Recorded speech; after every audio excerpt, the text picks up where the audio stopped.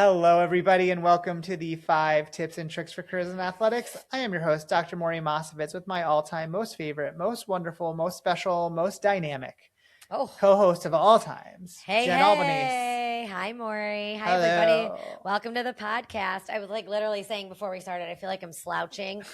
And then she made me start doing it, but whatever. It's so bad when you sit behind the computer all day long. It's crazy. Well, we've got Brian Drew coming up. Yes. Great guy, a former manager on our basketball team, worked for the Legend staff that we worked with, and now doing some great things for the Cardinals, for the baseball team, which is awesome. So I feel like that's like a really good one. But as I was thinking about preparing for him, I was kind of telling you, really, he's in data analytics and this whole idea in the world of athletics about using data and analysis, I feel like really generated a lot out of baseball.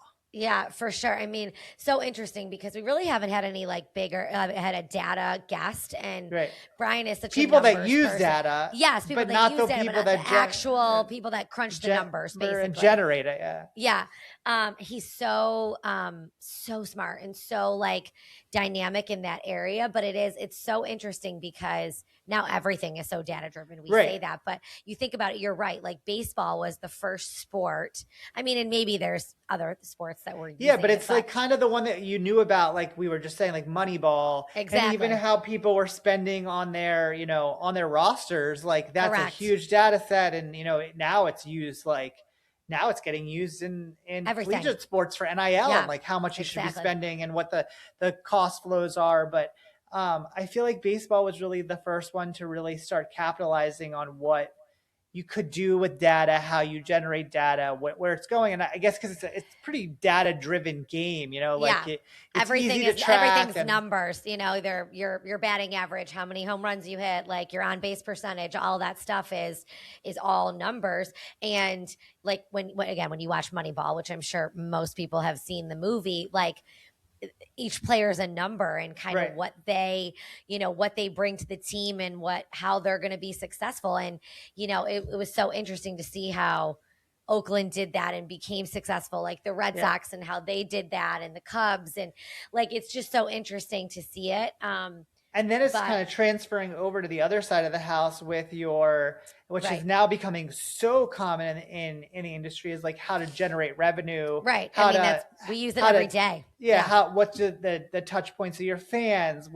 How are things so, how to be able to look forward and do things and use it to are we making good decisions or not? Like, is this effective? Is this not effective?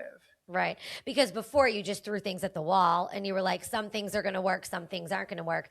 Now you can say, well, this is the buying patterns of our fans, and this is when they purchase and why they purchase and who they are. And to a way, you're kind of still doing that to how you're going forward, but you're using a more educated system in doing it. I think that's the thing. And you're seeing better results so that the money that you're spending is turning into more money. So it's like the revenue, you got to spend money to make money, that whole, But you can still have like an outlier that you're not expecting. Like you're looking at the data and you think, okay, this is like what's going on, and you think it's happening because of these trends. But then once you go do it and it doesn't work out the way that you're thinking it's going to be with the patterns, you come to find out, oh, well, that was a holiday weekend and everybody was off. So it ended up changing the pattern, and it wasn't really about like selling a hot dog at that price. So it's very interesting about, and the people that do these data and analytics have to be capable of looking at those patterns, seeing if there are outliers that are affecting what they're doing. And it's so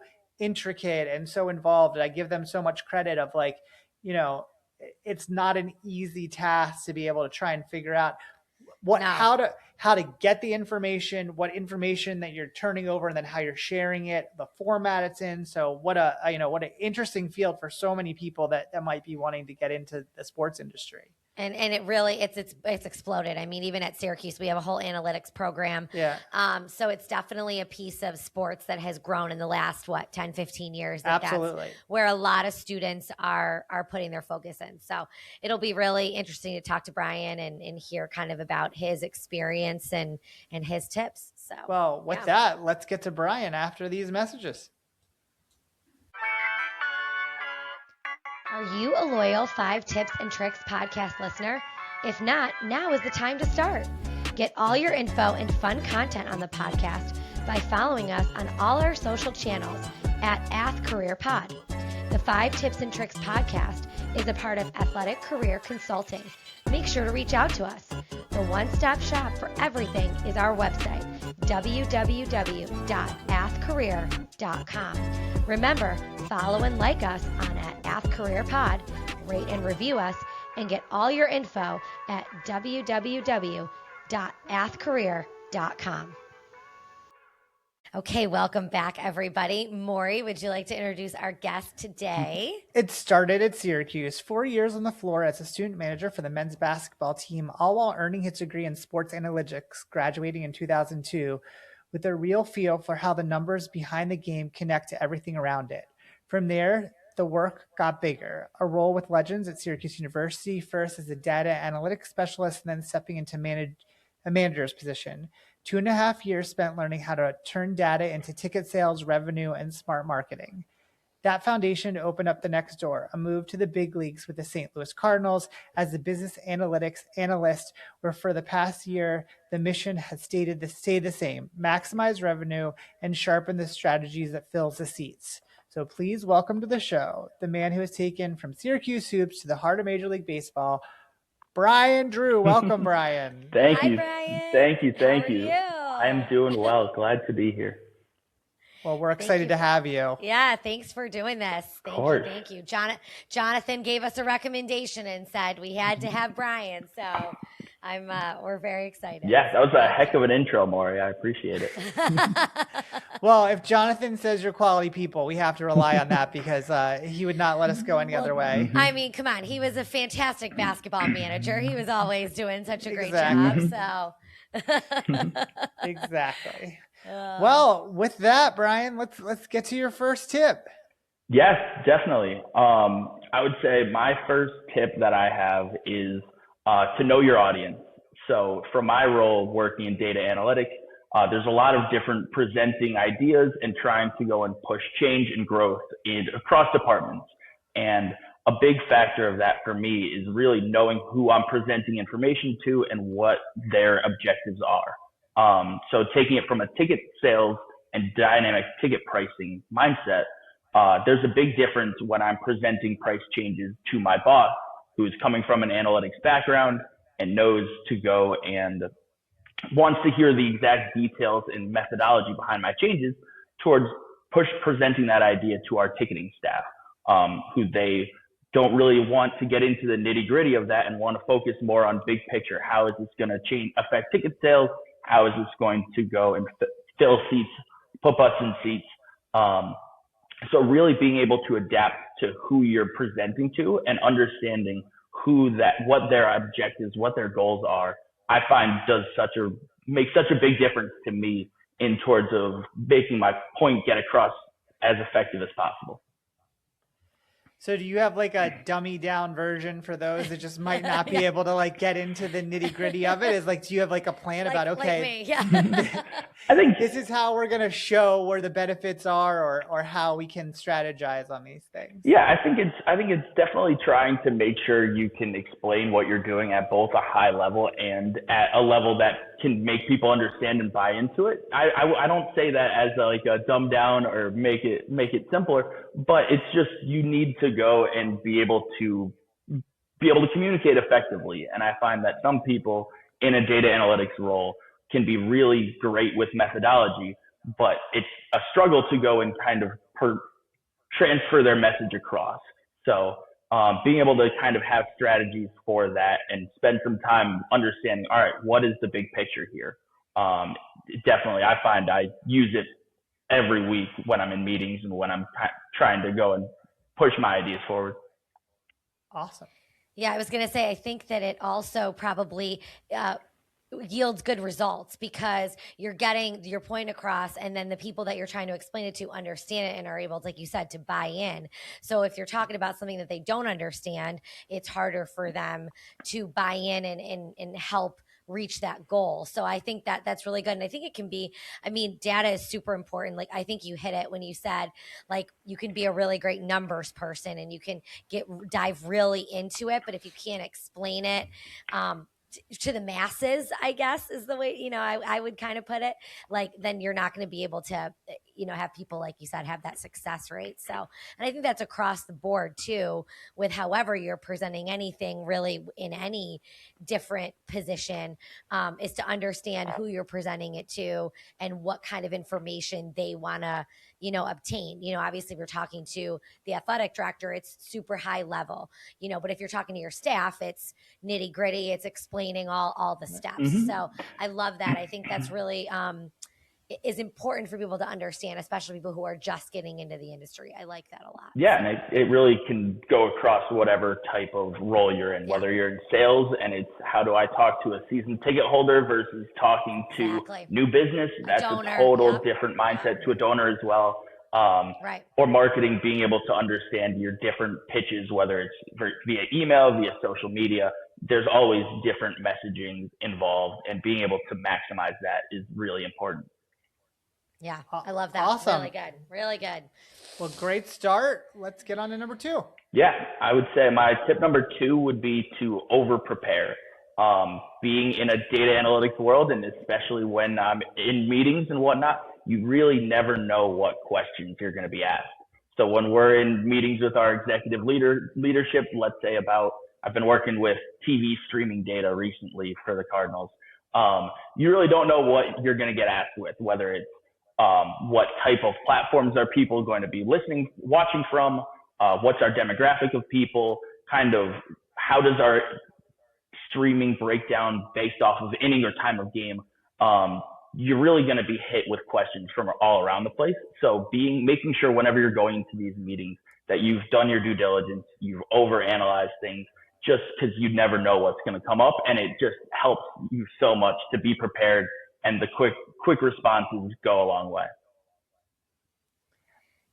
I have a bizarre question, but when you go to meetings, are you always bringing your laptop with you? Is that like how you're like or some digital form to be able to like look at the data and manipulate it and be able to look at it in real time? Or are you like trying to keep it in your head or writing notes? Like, what's your way of dealing with all of that? Oh, my laptop is totally my shield for that. If I get something, and no matter how much preparation you do, someone's going to give you a question that comes from out of nowhere, and being able to try to scramble sometimes and pull it as someone else is talking is not ideal, but sometimes you just have to do it. I can't keep it all in my head. I definitely need to have my laptop.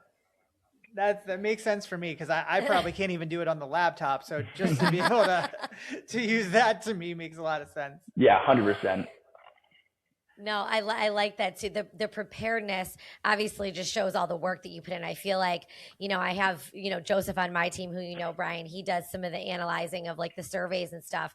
And he has all this information. And I feel like to be able to go back and show the information and show how you did the analysis and all the numbers and all the, like, it just shows like how in depth the process takes.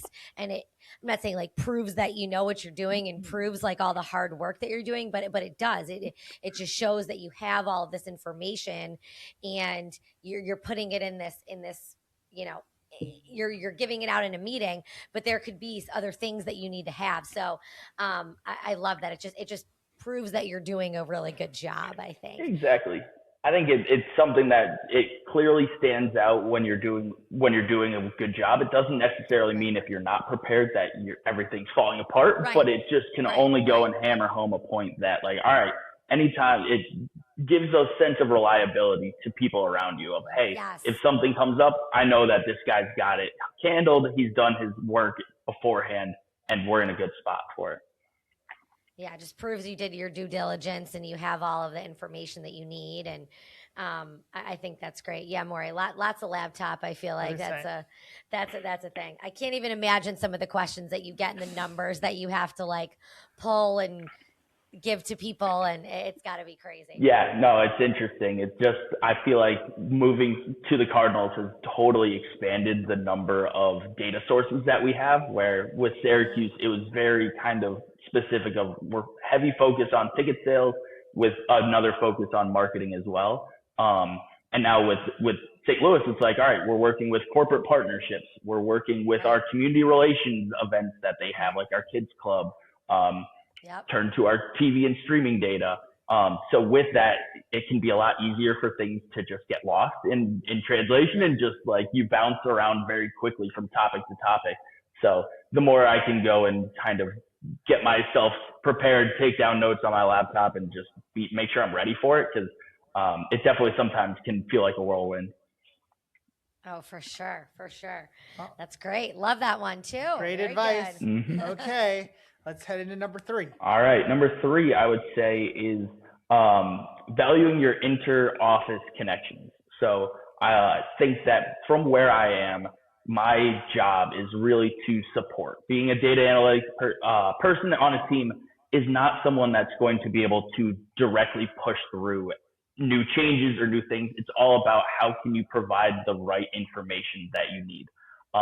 So being able to develop relationships and show your kind of value and just your care for the people around you that are potentially in those decision-making roles, I find so important. So like when I was working with Ruben back at Legends of Syracuse, it was so important for him and I to be very connected with kind of what his strategy was, how I could best support him, and how we could move forward in a positive manner. And I felt like that's something that I've really tried hard to go and support. It's easy to go and say, hey, here's my department. This is who I'm working with. This is the data analytics team. That's what I've got. But I found that when you can really have strong relationships outside of your own department, it just makes the kind of synergy work better. It means things move faster, and you can just be more efficient overall. Yeah, I love that. I was going to say, like, I feel like sometimes the numbers people get like really like zoned in on what they're doing and they don't look outside. I feel like sometimes creative people are like that too. If like they're creating a video or they're putting together a graphics package or whatever, they kind of get like tunnel vision and headphones on and work on their numbers or whatever. But there's something to be said about kind of going outside. And I love the example of your relationship with Ruben, because from a marketing standpoint, Ruben, who is also a former guest, Ruben needs that information to be able to push through his ideas and his plans and his reasoning behind doing X, Y, and Z. And if he doesn't have that relationship to be able to go back to you, hey, Brian, can you pull me this? Hey, can you give me this? Like it makes his job harder, makes your job harder. So I think those inner office relationships are so important. I know people have said that before, but I think from a data perspective, it's really important now. Everything is data driven. Everything, something you need to back it up with data. We're going to do this because of X. We need the numbers to prove why we should spend money here or change ticket prices or whatever it is. And to have those relationships, to be able to talk it through, understand some of the numbers and the reasoning behind it, I think is really important and can certainly help your marketing team. From my perspective, it's always very helpful. For sure. I love that. I think that's really good. Yeah, I kind of remember one of the things that Ruben said is like, you have to use data as a tool to push you forward, but it's not giving you all the answers, right? Like it takes that collaboration between the people generating the data and the people that are developing these strategies to really go back and forth with each other to kind of develop this need and this understanding about, okay, what are best tactics for us to maybe get where we're looking to go? And I found that to be just a really interesting conversation, because I think a lot of people misunderstand the role that data plays 100%. And like what people in your role are doing is really helping to generate information that makes best decisions possible through seeing what's happening in the current environment. And so like, to me, that's a great example of what you're talking about is it takes that relationship. It takes those things to make that a feasible outcome. So awesome. Yeah, no, I think that people view data as like taking over industries. I view it more as data is there to support the industries and to enhance them. When you have the information needed, it just makes keeping on this marketing standpoint, like it makes your targeted audience that much more refined and makes your spend more efficient and effective. Right. It makes your decision smarter. Like obviously you have to take into context the relationships and the environment and what's going on, but having that data helps you make the smarter, better decisions on whether how you spend your money and what you do. So, and it only works if you have the relationships to be able to strategize. And if you don't have that, there's a disconnect, I think. Mm-hmm. So that one's good. That one's very good. Awesome. Okay. We're crushing it. We're crushing it. Number 4. Yeah, number 4 is be curious, because there's always more data to be found. And both working in Syracuse and in St. Louis, I've found that there is far too much data for any one person or one team to go and work with, and there's always things to do. So where that kind of comes in my mind, is there's always ways, whenever you have some free time, whenever you have excess, you're not busy with a project, there's always ways to dive deeper, find new insights, and find new projects. So an example of that for me was, I noticed with the Cardinals, we didn't have as great of a way to kind of just view how the stadium was looking on games, in terms of like, here's our seats overview, here's how everything was showing. So I worked with my boss and found kind of seat by seat coordinates for every single location in our ballpark. And I created a heat map to be able to show, hey, here's every single ticket sale that we have. And it wasn't something that was necessarily asked of me of like, hey, we need this moving forward. It was like, all right, hey, I've heard that this has been in the pipeline. Let me reach out for it and let's work with it. And I think that that's something for me that's been able to help, because to mutate and see, all right, we can see ticket sales, we can see ticket scans, we can highlight different areas if we're trying to pitch a new product to our leadership. All right, here's where these are the seats that would be affected by it. And that's just one example. There's plenty others, and there's a million things that I haven't been able to explore yet with the Cardinals. But I think that just a level of curiosity and a level of trying to understand that what you're doing, there's always more underneath it, is super helpful to me.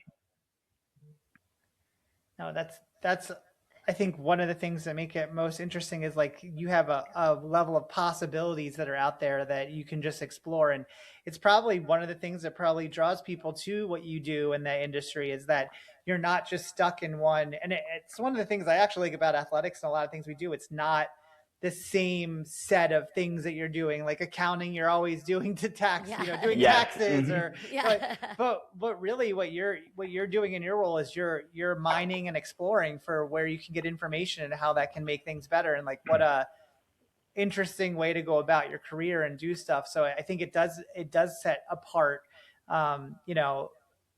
doing what you do comparatively to someone that might be in a different part of the industry. Yeah, definitely.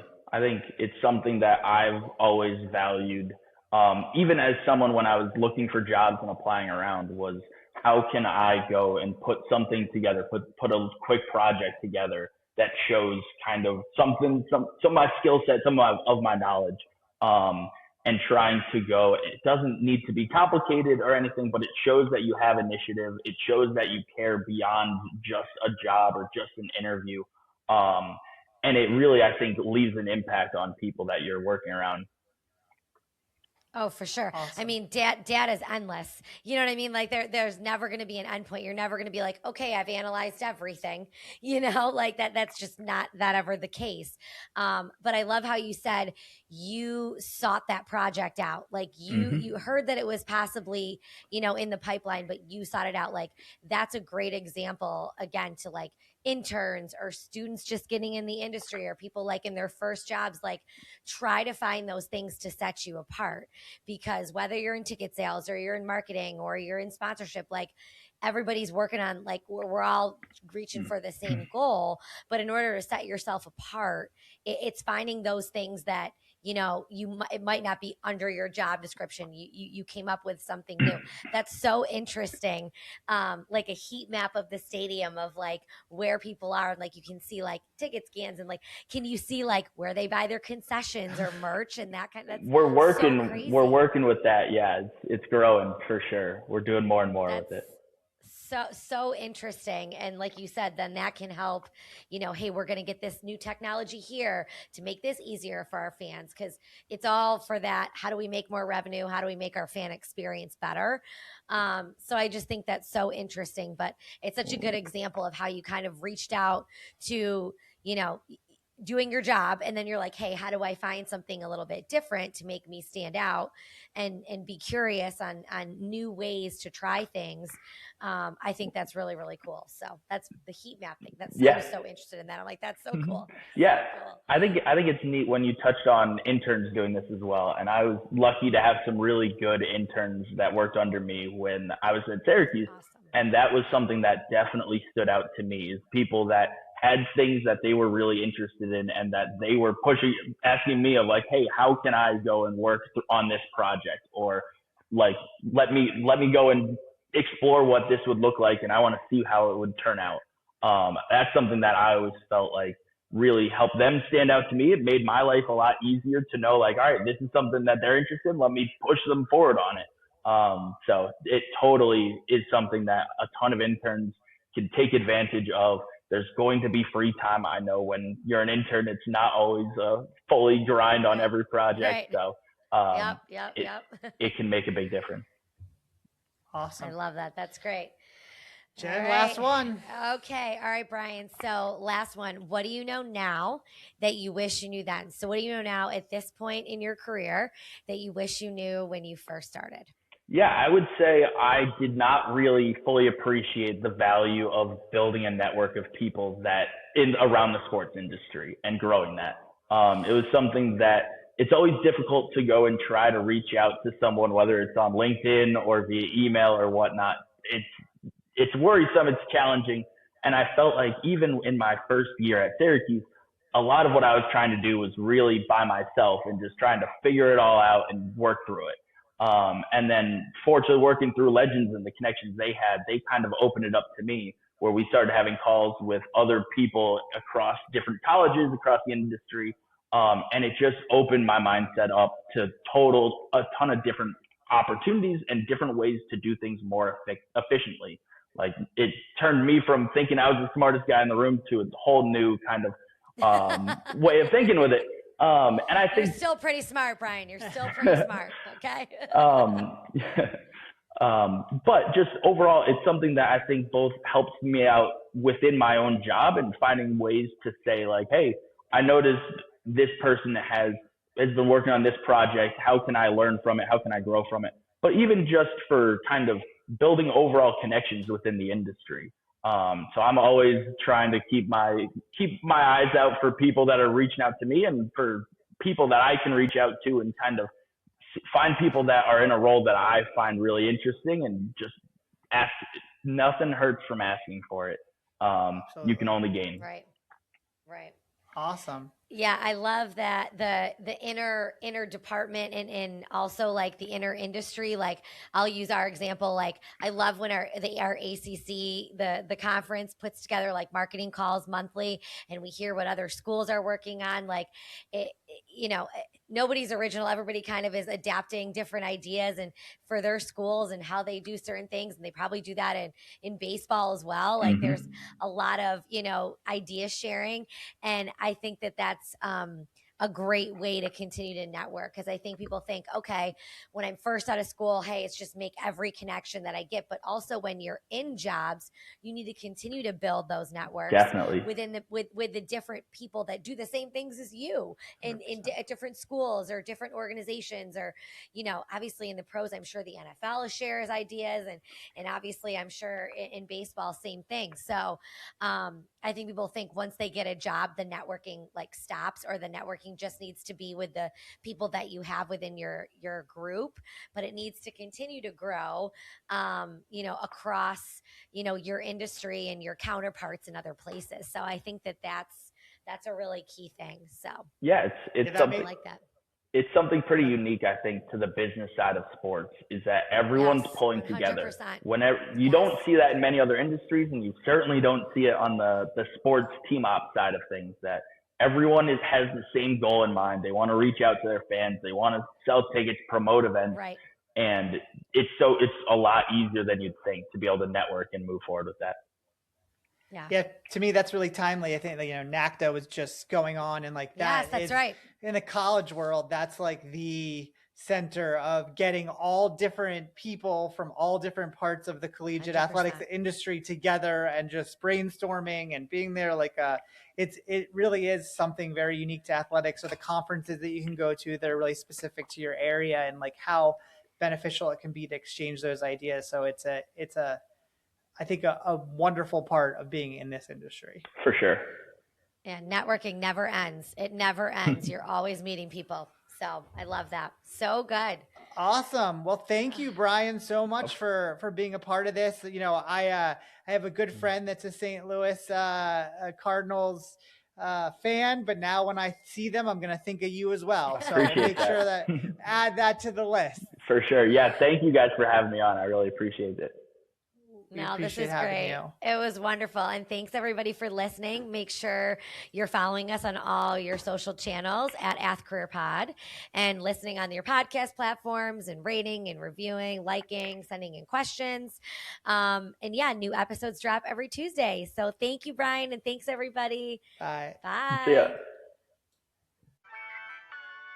If you like the 5 Tips and Tricks podcast, make sure to subscribe on your favorite podcast platform. You can rate and review us, including questions that may be answered on future episodes. The 5 Tips and Tricks podcast for careers in athletics is part of Athletic Career Consulting. Check us out at www.athcareer.com. Don't forget to follow and like us on your top social media platforms.